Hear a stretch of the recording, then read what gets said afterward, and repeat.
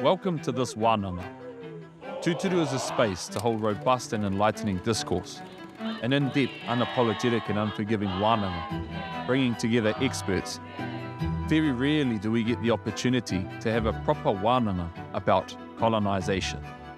It's inconvenient for a coloniser, of course it would be. They've entered into a multilateral treaty with all these self-governing Indigenous nations on the ground. Is it inconvenient? Yes. Is that the deal they made? Yes. This episode is about two of the most highly discussed and contested documents in this country, He Whakaputanga and Te Tiriti o Waitangi. What was signed, why was it signed, and what role does it play today? Au kai kōrero are back. Māori lawyers Dayle Takitimu and Eru Kapa-Kingi, Māori researcher and academic Tina Ngata, and Indigenous rights protector Te Ōtane Huata. E hoama, strap in for this Wānanga.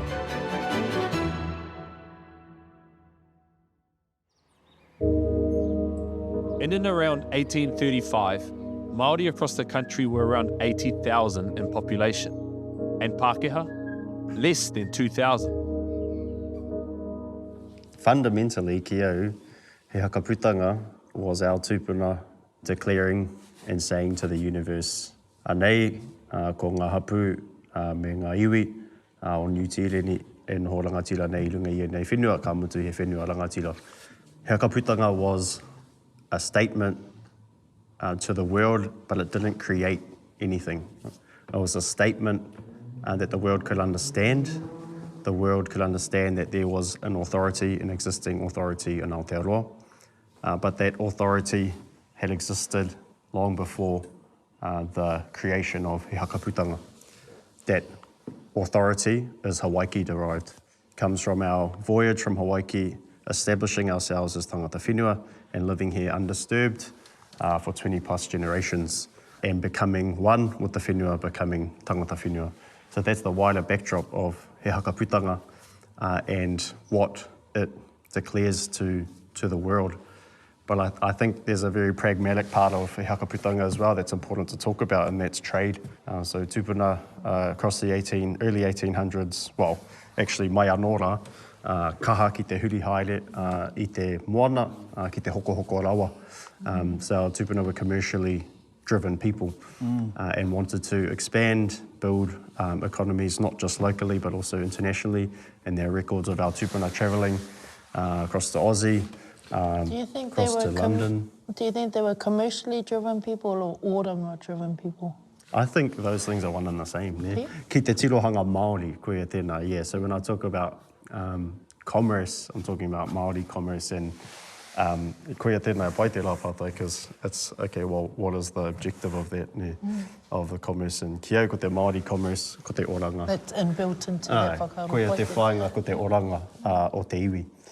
And so finding ways to get our rawa out to the world and then bringing rawa to the kāinga. And there were certain trade routes that could only be accessed if you had a flag on your ship. And there was an instance where our tūpuna got called out, so they had to use a kahu kiwi or a cloak of a kiwi as a flag. And then there was a learning for them to obviously create a flag that would be recognised internationally and in steps He Whakaputanga. Encouraged also obviously by James Busby, who was a resident in Aotearoa at the time, but was still a prerogative purely of te hakaminenga o ngā rangatira, the confederation of sovereign nations who created that document. And He Whakaputanga ki au, ko ia tērā ko te tuakana. Ko ia tērā ko te tuakana I para I te huarahi, I whai ara e te tiriti o Waitangi. Ka whai ki muri, nā ko ia hoki ko te teina e rangi rawa ka mahitahi. So I think one of the misconceptions when we talk about He Whakaputanga is that it contradicts Te Tiriti and Te Tiriti contradicts He Whakaputanga. But it's important that we address that and note that those things work in tandem and both work together to maintain our rights and our sovereignty as tangata whenua. Not all iwi signed He Whakaputanga. It was mainly Ngāpuhi chiefs, notably Te Hapuku from Ngāti Kahungunu and Potatau Te Wherowhero, who would become the first Māori king. So So I come from an iwi that's not necessarily a whakaputanga iwi. Just through the way that all panned out historically. We're not anti-whakaputanga. They're the ones in the north doing their thing, we doing our thing. But so in that sense, like from this vantage point, I would say like te whakaputanga stands as a very strong exercise of self-determination. It's a statement by people wanting to do something and saying we're going to find a way to do that under our own steam, our own mana. I understand the point about that interrelationship between te whakaputanga and te tiriti in terms of that tuakana stuff. I would say for myself there would be many sort of tuakana acts in the lead up to that, all that historical context in the lead up. Of course, te whakaputanga is a big one, that were acts of active expression of our mana or us being self-determining. And I think that's got such immense value, especially in the space where we're being told 1840 something happened that we don't think happened, and then we look back and sort of see all the historic tuakana actions or those actions that are on the political landscape in the lead up to that, that look and feel like self-determining people, look and feel like people who understood the nature and extent of their mana and tapu, and then to have this sort of idea that that's arrested at 1840 and all of a sudden we forgot about that. And we didn't understand it and we weren't able to comprehend anything. And we needed completing. We needed saving. And saving and salvation and all that. It just really, you know, like one, that's never sat well with us, of course, as a thwarting of our Indigenous truth, but te whakaputanga is really, you know, a shining kind of neon light in that space to sort of say, look, there's such strong evidence that we understood the nature of our authority, really in really proximate spaces to the signing of Te Tiriti. And that we could collective, or that the tipuna of Tai Tokerau, who also our tipunas, but you know, like just honouring the whakapapa that we have up there as well, but that out there that we knew how to collectivise in innovative ways that responded to the context of the time, responded to the challenges of the time. You know, we collectivised our way in these ways before te taonga mai te Pākehā, and then ka tai mai rātou me era o ngā raru, and those tipuna knew, okay, well, what's needed now is we need to collectivise, we need to make a statement. And they managed to collectivise in a way that also looked after the mana of the hapu. So, you know, I think about that in relation to now, and people saying, oh, it's impossible for you to, you know, all of the things that are thrown back at you when you talk about he kawanarua. You know, and our ability to be able to organise ourselves to look after those things. Well, our tipuna modelled that. I think they actually face a lot more. I think they actually face more challenges as well, because when you look at Te Hāpuku who signed Te Tiriti o Waitangi and He Whakaputanga, he was attacked by Ngāpuhi 15 years earlier. So it was Te Wherowhero, and he signed He Whakaputanga but didn't sign Te Tiriti. And I just think they understood what that I suppose how important it was to affirm our sovereignty back then, and I mean, we probably don't recognise how important it is now, but they would let go of those pakanga that they had. So in 1820, when Te Wera Hauraki had come to Pakake in Ahuriri and had taken a lot of our whānau up to the north, and they had put that aside for the greater, for te kauhanga nui, altruism perhaps, and that for the greater good of te iwi Māori. That idea of that deliberateness, though, and that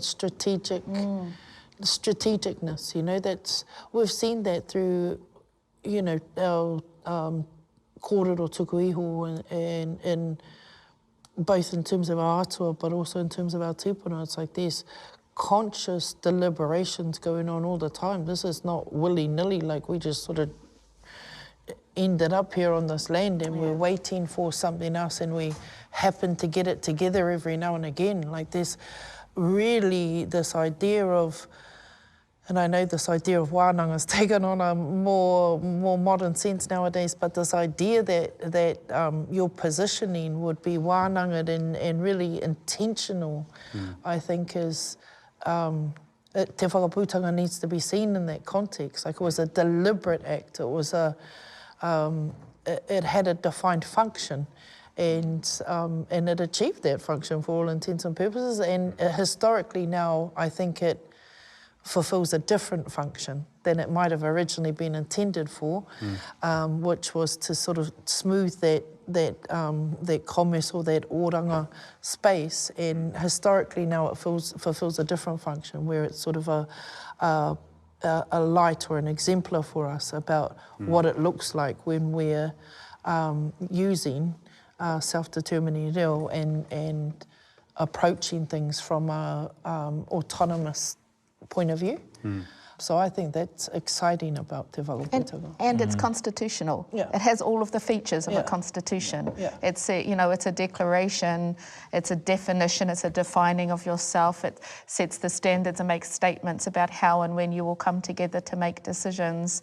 It's absolutely constitutional, which completely hits back at a lot of those, again, the colonial fictions that we didn't have a constitution. Our tipuna were able to collectivise themselves within their terms, on their own terms, in a way that still looked after the mana and the tapu of their respective hapu, but have a level of representativity to make decisions at a larger scale, which is exactly what we are looking and talking about now, nearly a couple of centuries later. But, they absolutely modelled how you could do that, and it was absolutely constitutional as well.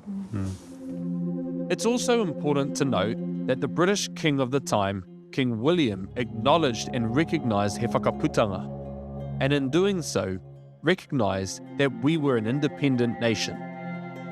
Only 5 years after He Whakaputanga was signed, in 1840, Te Tiriti o Waitangi was drafted. Hobson was sent here to make a colony out of us. Interestingly, under international law, a treaty can only be signed between two independent nations. So, they knew it. Unlike He Whakaputanga, Te Tiriti went around the country and was signed over 500 times. In terms of expanding the relationship as well between He Whakaputanga and Te Tiriti, I guess, my theory was, and coming back to the kōrero about your tūpuna te hāpuku and te wherowhero who eventually signed, but it wasn't until about 4 years after He Whakaputanga was first manifested. And my theory was that it was kind of going to do the rounds again, kind of around, as Te Tiriti eventually did, right, after 1840, after February 1840, but things changed, right? The political climate changed, and it got to a point by 1840 where our tūpuna were basically sick of all these lawless Pākehā that were living up in Kororareka, which was referred to as the hellhole of the Pacific at that time. Tēnei iwi tikanga kore, patu tangata, kōhuru tangata, pāwhera wahine, tāha I lawa, e la mea katoa. And they were absolutely lawless and had no regard for our tikanga and for tangata whenua. And by 1840, the summary of it is our tūpuna were just absolutely over that. And they had gotten to that point too where James Busby, they had figured out that he kind of had no mana to control his people who were also living in Kororareka at the time. And so they thought, me tuku kōrero ki te kuini, nei haere mai ki te hakatika I tō iwi, come and sort your people out, essentially. I think that's one of the bases of Te Tiriti and what eventuated. And we've got to remember too, He Whakaputanga wasn't an agreement. It was a declaration by one people, by our tūpuna to the world. And Te Tiriti is different in that it is an agreement between two people, because our tūpuna had figured out at that point that they needed a way for these Pākehā to govern themselves, but still in a way that did not affect or disturb our rangatiratanga. And there's some key kōrero from some tūpuna etahi tino rangatira o Ngāpuhi built in the lead up to the creation and signing of Te Tiriti, Te Kēmara being one. And many rangatira actually who were in complete opposition to any idea of an agreement.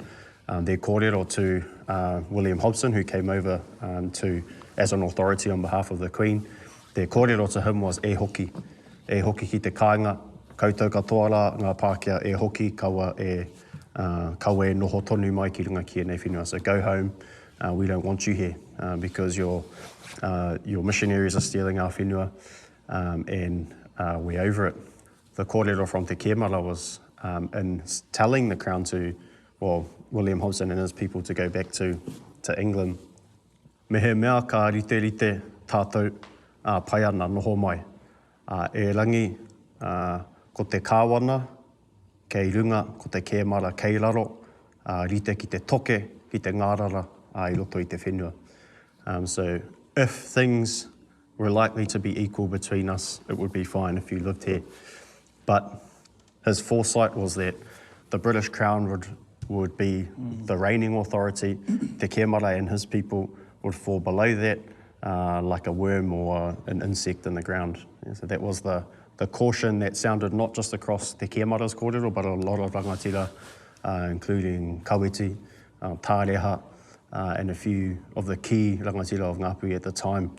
But where that tone sort of switched was when Hone Heke, Tāmati Wakanene, the kind of probably the more diplomatic leaders of Ngāpuhi started to influence the whai kōrero that were happening up at Kororareka at the time, up in Waitangi. Hone Heke's position was the coming of Pākehā is inevitable, therefore we need to create this relationship agreement, this treaty to maintain and protect what is ours, as well as carving out a space and a home for Pākehā. So that to me is kind of the broader picture background of Te Tiriti o Waitangi. Te Tiriti o Waitangi in te reo Māori has been well contested by many Pākehā for generations because of the wording of it, or at least their interpretation of it. It's problematic for them. I would say, like, with a particularly kind of legal lens on the signing of the treaty or the coming to that agreement, that I wouldn't see that as necessarily an agreement between two people in terms of it being considered a bilateral treaty. It may have been that way by the way Ngāpuhi had organised them, or the northern tribes had organised themselves in the lead up to 6th of February. I won't speak to that, kia koutou tēnā kōrero, but what I would say is that by the time the treaty Te Tiriti o Waitangi travelled throughout the country, they very quickly became a multilateral treaty between a number of sovereign Indigenous nations and the British Crown. And I think part of the issue is that the government tried to say it's between Māori and the Crown, and they try and Māoriise everything into those spaces and strip us of that underneath that. What is our the mana connection and to the whenua and the authority where we derive our authority from, and that idea of the domestication of our treaty into a space where the government can control it and regulate it and sit as adjudicators over it and define it unilaterally, and we've seen that recently, them trying to redefine even who their treaty partner is. I think the government using the idea of Māori as a redefinition of their treaty partner. Their treaty partner is not Māori. Their treaty partner is in fact the different rangatira o ngā hapu, as we've seen as it travelled around the country. So I think that, again, it's inconvenient for a coloniser. Of course it would be. They've entered into a multilateral treaty with all these self-governing Indigenous nations on the ground. Kia ora. Is it inconvenient? Yes. Is that the deal they made? Yes. Too bad. You made a deal that's hard for you. Suck it up. Sorry about it. It's hard, but that's the deal you made, and the deal you made inside there said certain things. One of them we now know to be to have been misconstrued for a long number of years in our education system, out of government mouths, out of what they used to teach us in law school, was the orthodox theory of the treaty. This idea that there was a cession of sovereignty from our people to the British in Article 1 of that treaty. We now obviously know, we've known for a long time, many generations ourselves, that that's not our truth, but that's the fiction that that Wellington have been trying to sell for quite some time. We know that's not consistent with our truth, with our kōrero. It's not consistent with historical findings of fact. It's not consistent with any of our oral tradition. We know that didn't happen. What we also know from a legal and political point of view is that it couldn't happen. One, in our tikanga, that's not something that can typically happen or would have happened. We come from a history of people who fiercely protected their mana and tapu right up until the night before the signing of the treaty, evidently. But also in even in the colonisers' law, in their treatise of government, chapter heading, sovereignty cannot be ceded. It's the way the very legal philosophies that the British Empire is built on say that sovereignty cannot be ceded. What they mean is white people's sovereignty cannot be ceded, but brown people's sovereignty can be acquired anytime we want it. And also, so that's, again, just complete inconsistencies to suit whatever they want on a given day, to suit a power game, really, which is what the big sort of play is.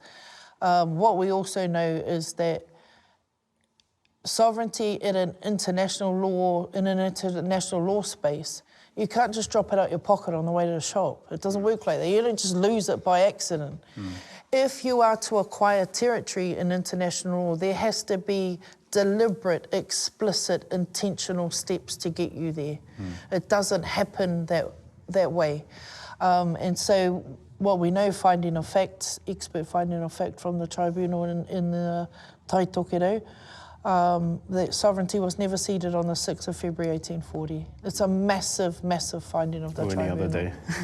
Or any other day. Any day, not any day leading up to it, not any day since. What Dayle was talking about is a finding made by the Waitangi Tribunal in 2014 that Ngāpuhi didn't cede sovereignty, which is a massive deal for our people. And a lot of government people tend to stop reading the Te Tiriti after Article 1, but it's short documents. So the other two paragraphs, I mean, Article 2, beautiful riroti te reo. I often quote it in English because I like to sort of really rub at their faces and the words they understood they signed, which was that they would guarantee unto the rangatira of our hapu, so at a hapu level, they would guarantee the tino rangatiratanga of our lands, forests, fisheries, kāinga and all other taonga, for as long as we shall wish to retain them. Full, exclusive and undisturbed possession. Those are territorial rights in international law, those are territorial rights. Again, the coloniser doesn't like us referring to international law because they like to domesticate our treaty under their law that they control. But treaties are between sovereign peoples, so they fit in international law space and can be weighed and measured in that space as well. So full, exclusive and undisturbed possession of our lands, forests, fisheries, kāinga and all other taonga, for as long as we shall wish to retain them, which i roti te ao Māori would be a really, really long time. We still here wishing to retain it. But those are territorial rights. Those are rights about the protection of our distinct nationhood inside that arrangement, inside the treaty arrangement. And what that importantly means for us is that our rights survived the signing of the treaty because they were embedded into it. Our protections and guarantees that were given to our tipuna are there in black and white, in their reo, in our reo. And so this idea that it's complicated or confusing for the colonising brain to understand the agreement they signed, it's inconvenient for you that you guaranteed all of our rangatira full, exclusive and undisturbed possession, but that's what you signed. But even whakahokia. that's right. Hey. And that, you know, just the notion of partnership that you're speaking there as well, like it's he mea whakatūpato I tēnā as well, because so often we, especially today, are hearing people talk about the notion of partnership as if that's some kind of great concession from the Crown having absolute authority. But the other idea of partnership that we're hearing increasingly is ka haere tahi tātou aha kua ki whea, like we're going to hold hands and walk everywhere together. And but that's also not, that's been talked and the about. ōritetanga, you know, all of these things about, at the most of the concessions that we ever hear them saying, if they even get that far, is that we will have shared power. And that honouring Te Tiriti is about shared power in every context. No, tino rangatiratanga is pretty clear. Yeah. You know, there is a hierarchy to the way in which power was accorded through Te Tiriti, and tino rangatiratanga is the authoritative, holds the authoritative space in that hierarchy of power. Very clear about maintaining that relationship and the ture that stems out of the taiao and whose responsibility it is to maintain that relationship and the authority so that that relationship remains unbroken. And kawanatanga has never been the vessel for maintaining that relationship. And so, you know, I think it's really important for us to remember that when people start to use terms like the principles of partnership, that's not actually what's in the text of Te Tiriti. We're talking about tino rangatiratanga. We doubled down on it. In case it was any, you know, we needed to make it even more clear. We doubled down on it and said tino rangatiratanga. You know. But that's part of the, again, a part of the fictions. Say it's confusing, say we don't understand it, even though it's plain in either reo.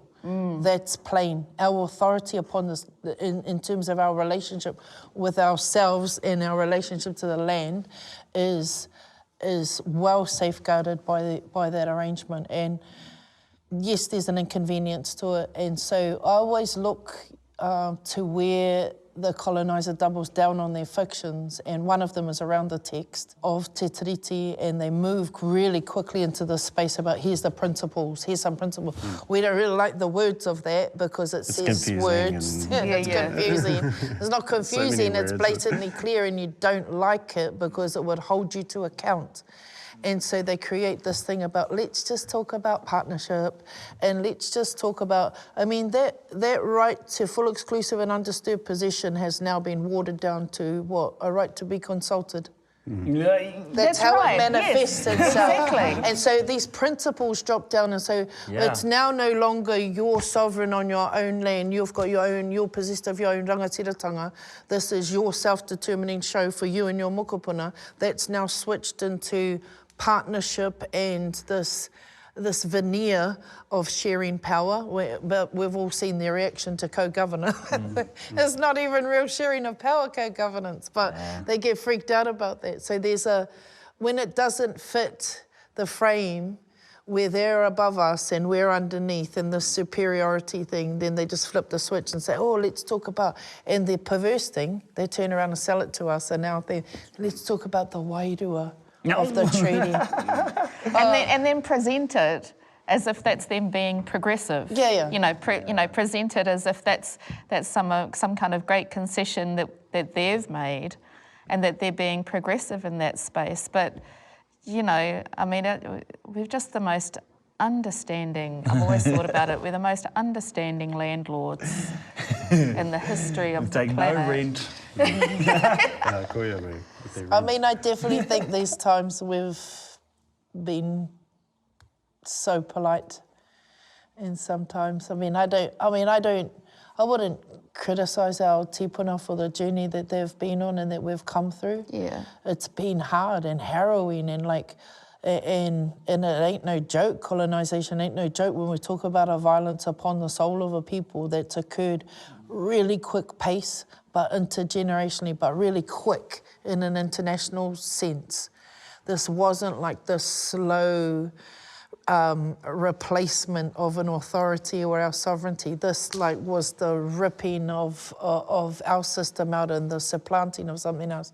They used the church system, they used the education system, the health system, any policy space available to them to ride this stripping of our sovereignty into the back you know, back and beyond of our country, like this happened in a really, really abrupt way to our people. So I'm always trying to keep that in my mind when I think about what they were trying to do. You quite often see manoeuvres our tipuna have done to try and make the best of a bad situation. I really think it comes down to about this idea of us being possessed of our own agency and our ability to give free, prior and informed consent to the things that were happening to us. And any time that consent happened under duress, it's part of the colonial violence. And so I don't begrudge our tipuna doing anything and everything they needed to do to survive that, because what I can say, 2024, we have survived. I'm confident about that now because we have 184 years of onslaught and all these systems come at us. And we still got the audacity to be here and talk the talks of self-determining natives. And I think that's got to scare Wellington, to be frank. Yeah, because they've got nothing left to throw at us. Because they've had all the resource, they've had all of the tools, they've had all of the power, they've thrown everything. The colonial project has thrown everything it possibly could have to throw at us. And yet here we sit for mokopuna, still telling them where to go and still planning for our futures that are ahead of us and ahead for our mokopuna. And I want to just be clear for the people who don't know this part of the Tiriti o Waitangi. The Tiriti o Waitangi was offering governance to manage their unruly, dirty, law-breaking settlers that were in Kororareka. So it wasn't for the rest of the country, it was only for those ones that they couldn't get a handle on. And actually you mentioned about Māori being hoha at those settlers. It was their own people hoha at those settlers who had come there. And so we get into this kōrero about kāwanatanga and sovereignty, but I think if we take a step back and say, actually, there's no way that our tipuna would have offered a maximum of 2,000 people to full sovereignty to our hapu. I wouldn't, as someone from Kahungunu, allow anyone from any other hapu to look after our affairs in our area. But these unruly settlers get to run the whole country for us. It's the premise of it is absolutely ridiculous, and I think that we need to stress. It's untenable. It's not tenable. I mean, you tell me any waiata haka whakatauki in Kahungunu that commemorates or marks the time that you gave your mana away. You can't find it. Nah. You can't find it in Apunu, you can't find it in Ngāpuhi, because it didn't happen that way. It just didn't happen that way. It's a big deal on the colonial landscape, the signing of Te Tiriti, but for us, it's hardly a murmur in our continuum since we first arrived here to now when we're sitting in front of you. Yeah, I just think the mythology around that, surely at this point, 2024, that's now dead. The myth of cession is got to be over. It just doesn't make a lot of sense that a group of people who outnumbered the other 40 to 1 would be okay to give their self-autonomy to the other. I don't think Pākehā would ever do that, and nor would our ancestors. So, it's a bit of a stupid argument. Tiki ake au ngā kōrero a tāhemi hēnare. Nānei nei kupu I taki ki te taipūnara. E kōrero ana ia mo te tiriti o Waitangi. And I was reading up on this before engaging in this wānanga, and it just struck me actually just how those kupu are still extremely relevant to what we're experiencing today. Hoi anō, hei tā tāhemi. Ko te tiriti o Waitangi, he pauherenga e here nei ngā mātā waka katoa o te motu. Nā, ki te kahore, ki te ngaro, ko te tiriti o Waitangi, ka tere atu ko ngā mātā waka ki te moana ka ngaro. Nā, ko te iwi Māori, ka toremi ki raro ka mate. And even at that time, there was kōrero going around by Pākehā talking about te tiriti being useless and being something that should basically be deleted from our history. And that is something that we're still experiencing today. But tērā kōrero mo te pauherenga o ngā waka is important because Te Tiriti is something that that anchors all relationships that sit upon this whenua. Māori, mai Pākehā, mai Tauiwi, mai katoa katoa. Hawaiki is not only where we came from, but it's also where we're headed. And Te Tiriti o Waitangi today, for me, is our compass, our map, our guiding star. Kia tai ki te tai Hawaiki. E ora ana Te Tiriti, e ora ana te iwi Māori, e ora ana tātou katoa I runga I nei whenua. All of that is anchored back into the truth of Te Tiriti as well, which we've already been discussing. Tautoko katoa. Then I think two things I would say for me, Te Tiriti o Waitangi is this country's constitution. Is a constitutional document of this country. It's not necessarily the only constitutional document, but it's a biggie in the political landscape.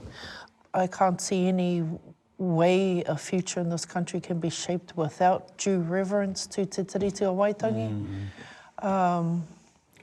And yeah, I'd like to, the way our tipuna have been doing for 184 years, invite the Crown to take the opportunity to honour it.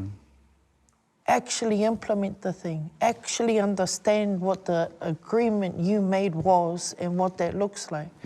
Now we've got a people interrupted by 184 years of your violence. We're going to require some restoration into that in terms of the violence on our souls has been huge. It's been huge. You've tried to undermine our belief in ourselves.